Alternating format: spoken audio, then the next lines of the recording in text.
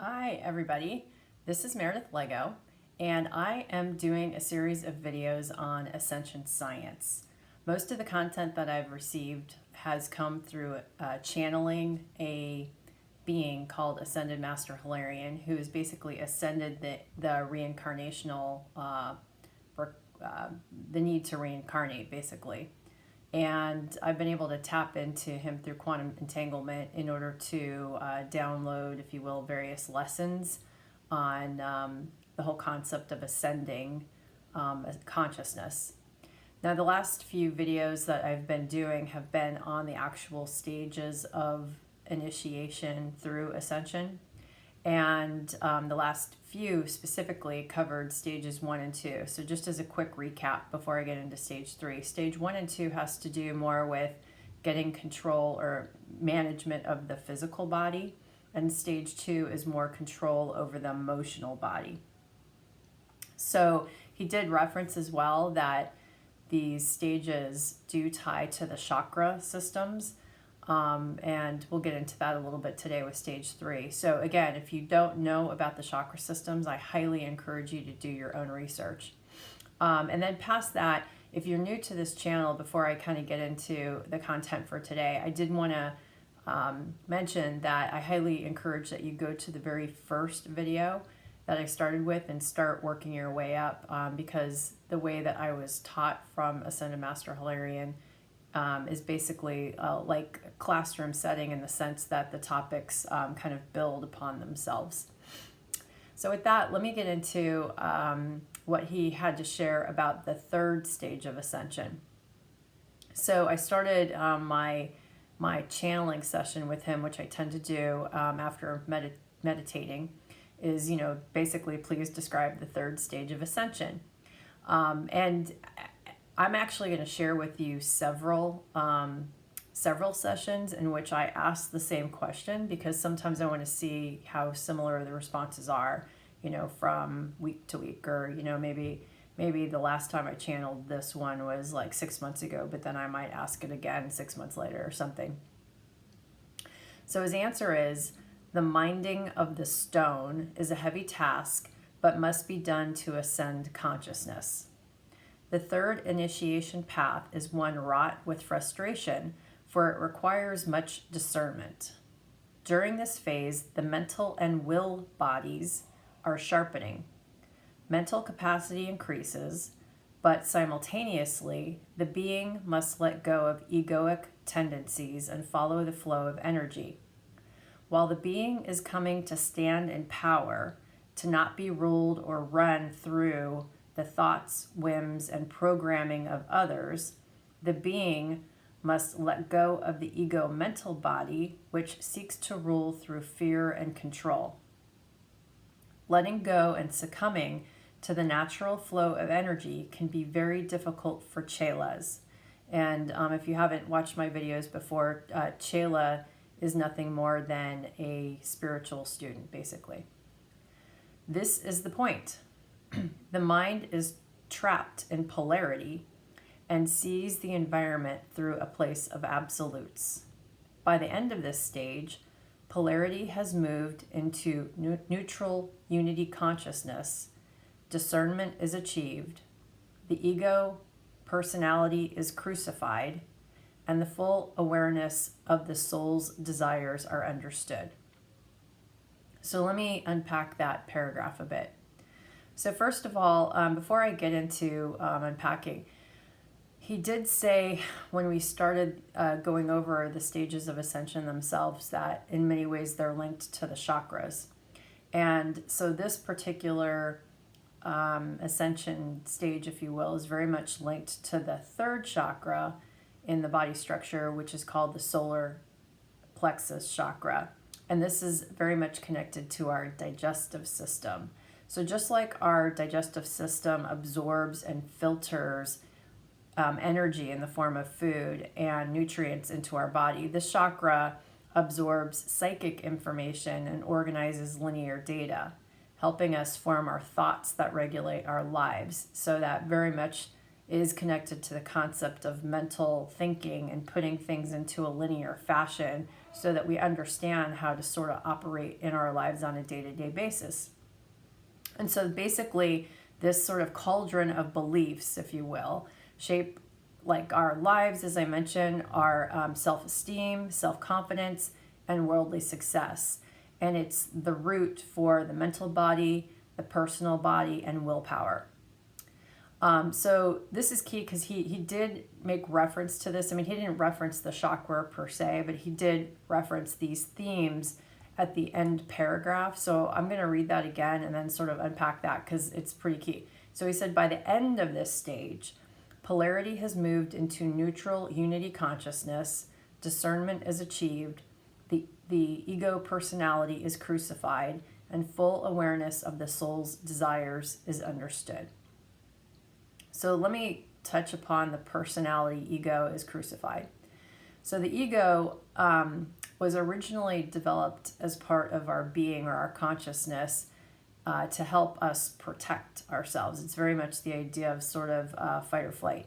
And I think in the beginning of our development is obviously, very important. So it serves to protect. It's the part of the conscious, it is the conscious part of our being, if you will, that's concerned about safety, security, but also it's the part that is concerned about being right. So you always have to be right or competitive. That would go along with competition. So it's the side that will fear conflict, death, can emotionally cling to others if there isn't a feel of sort of safety. So you need to be in a pack, or you need to be around others in order to feel safe and feel like you're not separate. And that then builds up feelings within ultimately will generate feelings with your emotional body that, depending upon what's going on in your life and the type of energies that you're surrounded with in certain situations that are going on in your life, again, they can be very polarizing energies. But depending upon how your mind basically processes those events going on in your life, can have you see things in terms of absolutes. So, okay, I'm going through the situation and my ego is taking these circumstances a certain way. I'm either seeing this as good or bad, or right or wrong, or left or right. But essentially, through that, I am expressing a certain feeling of anger or happiness. So oftentimes the ego can start to shape the emotions that swell up inside of us. He also references that polarity moves into unity consciousness. So when you start to let go of the ego personality, you can start to transmute the belief systems that really have shaped what you might think about your world, and how you see the world through polarity, if you will. You start to maybe let go of some of the belief systems that have shaped you growing up, and start to trust more of your feelings. So again, you're moving into your heart. You're going with your own will, if you will, and not necessarily always following, the kind of belief systems of others. And that actually ties to the next statement, which is discernment is achieved. So again, any being has the ability to tune into the energy field. And at this point, you start to know what is real through your feelings and through your knowingness. And this can also be classified or termed as claircognizance. But you essentially get to the place where you feel or you know what is right, especially for you in the development that you need to go through.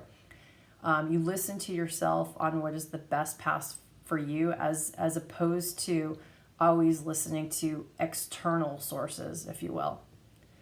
And then finally, awareness of the soul's desire is achieved.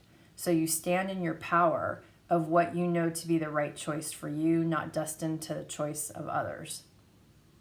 So that is basically, one set of teachings that he offered on the third stage of Ascension. Now let me share a couple other teachings that he offered as well. In this particular passage, he says the third stage is integrating the positive and negative polarity within the self. So it is full mastery of the self. This is the learning to fully and unconditionally love and accept the self regardless. With a balanced emotion, often chelas see the world in neutral, for there is an understanding that all is connection in the subconscious. This opens the door for flooding of the emotions into the heart. So essentially, when you get to this point of consciously or mentally understanding that essentially there are polarized energies and that you can essentially make choices about how to think, feel, and act in the moment, you start to essentially open up for your heart chakra to open up a bit more, because you start to see the world around you as being completely connected. And that actually ties to another paragraph, if you will, that he provided me at another point in time. So again, the question was, describe to me more about this third stage of ascension.